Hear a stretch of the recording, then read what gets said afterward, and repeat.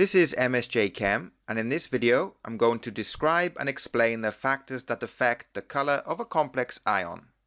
When ligands bond to a central metal ion, repulsion between electrons causes the d orbitals to split into two sets, one set of higher and one set of lower energy.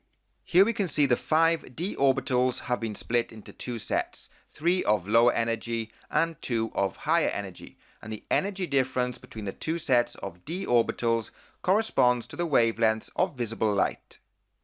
Any factor that changes the difference in energy between the two sets of d orbitals will change the wavelength of light that is absorbed when electrons transition from the lower to higher set, and therefore the color of the complex ion.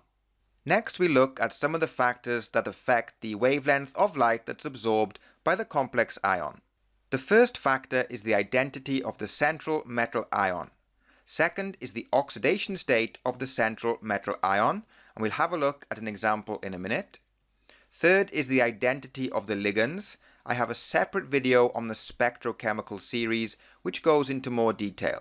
And finally, the geometry of the complex ion. The geometries we've looked at are octahedral, tetrahedral, or linear. Let's look at an example. On the left, we have the hexa-aqua chromium 2 ion. On the right, we have the hexa-aqua chromium 3 ion. As you can see, the complex ion on the left has a light blue color, and the complex ion on the right has a violet color. The only difference between these two complex ions is the oxidation state of the chromium. On the left, the oxidation state of the chromium is +2. On the right, the oxidation state of the chromium is +3. As the oxidation state of the metal ion increases, the amount of splitting of the d orbitals also increases.